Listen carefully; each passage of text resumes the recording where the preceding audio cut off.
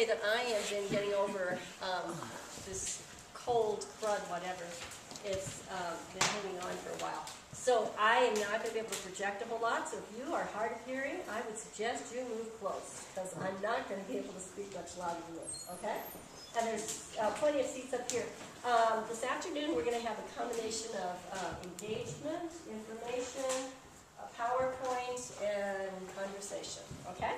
And I would like to, well, first of all, a little bit of who I am. I'm a Franciscan sister, and I live in Albuquerque, and I've lived and worked in the Southwest region for about 30 years, including southern Colorado, the border of Mexico, New Mexico, El Paso, and then more recently in Albuquerque for the last 8 years.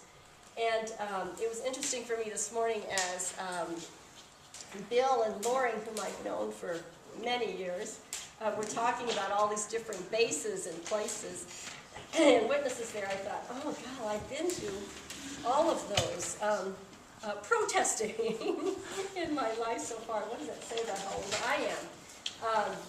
But including Nebraska, and then I worked at Pache Bene with the Nevada Desert experience for a while. So I was in Nevada, living there for a year. And then in Colorado Springs, I lived and worked there, and worked with Bill and Lauren for about 9 years, doing hospitality work and resistance work. And then the whole area, the southern part of our state here, White Sands, when I lived on the border, we organized some things down there. And then, of course, Los Alamos. But in the more recent years, I've been connecting all of these, the whole area of nuclear weapons, of the military-industrial complex, in a holistic way, more and more with the Earth and with the planet, and even more recently with climate change.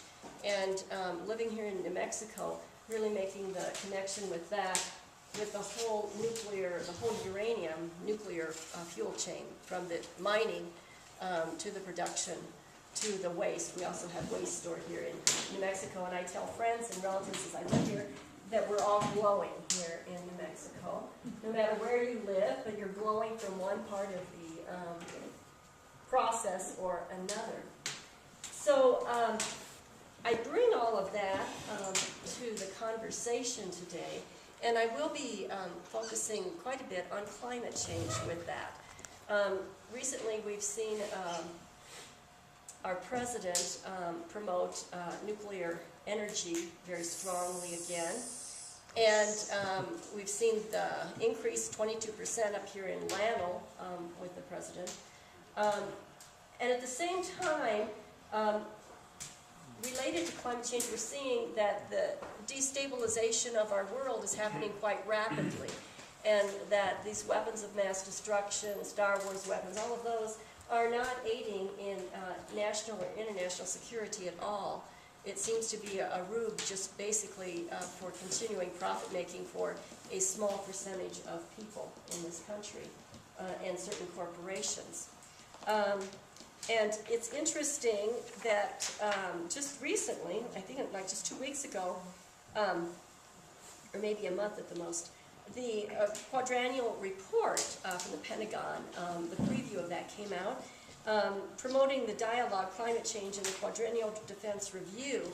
And as early as, I think it was 2004, the Pentagon in their work or meetings they had were beginning to say that actually climate change was one of the greatest national, international security threats that there was.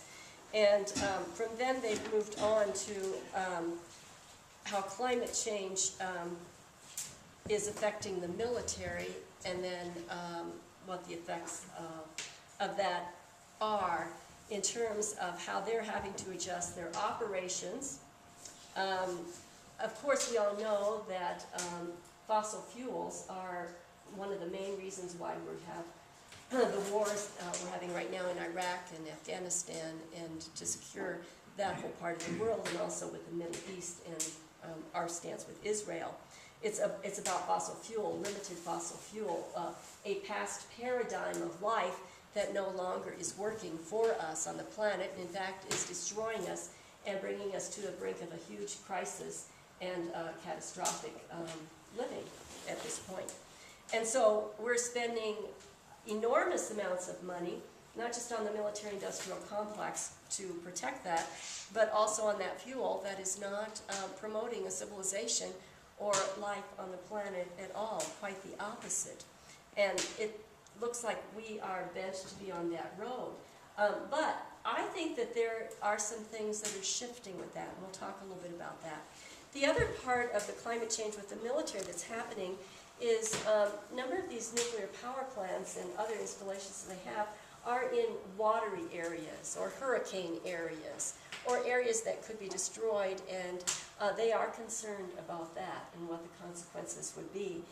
And then finally, the addressing of the destabilization of other countries, which is happening at a rapid rate because of resources. We see it a great deal in Africa with the droughts, with the desertification, the conflicts that are happening there. So all of these things, the Pentagon is recognizing. And in our press, we hear, oh, well, we don't believe that climate change exists, that humans are part of that, and that's what, at least in New Mexico, we hear a lot in our newspapers. But the Pentagon is not talking about that at all. They even say that is not a question, if it is. It's a matter of we just don't know what the consequences are going to be, but we are more and more concerned about those consequences. So it seems like it would make more sense, maybe as a strategy, to be stating that we need to be redirecting all of these billions and billions of dollars of defense, of nuclear, into ways that really would be promoting life and sustainability and security on the planet. And so we'd like to kind of pursue that a little bit and in the context of the COP15.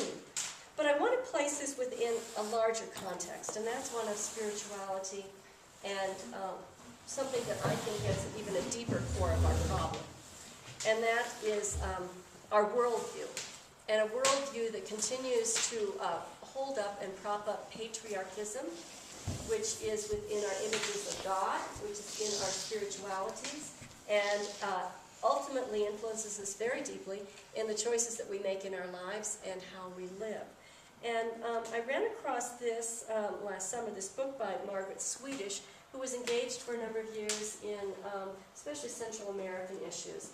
And a number of years ago, she said she realized, she started making the connection with the larger picture of the whole state of the planet and climate change within the work that she had been doing. And so she began talking about that in trepidation, because she thought, well, you know, this isn't the issue I usually talk about. What are people going to say if I'm not talking about really what I usually do, but making this links and talking? She received an overwhelming affirmation and began to explore this more. This book, though, I particularly like. It's called Living Beyond the End of the World, A Spirituality of Hope. And I would like to just read a few paragraphs from this, and I did make copies of it for all of you to take. I just find this rather inspiring, so I'd like to begin our afternoon kind of in this context. We need a sense of God that can encompass and embrace with great compassion this feeling of being overwhelmed and terrified by our new knowledge and the enormity of the planetary project in front of us now. Knowledge that can make us feel so small, so insignificant, and so helpless sometimes. We need a sense of God greater than our ecological grief, one that can sustain us through it and give us courage to get on. We need a sense of God that does not invite us to grow smaller or to retreat into personal sins with the expectation of some salvation apart from and outside this larger drama of our earth and cosmos. We need a sense of God that embraces that drama fully, with urgency, with passion, with love, as did the God revealed by Jesus Christ.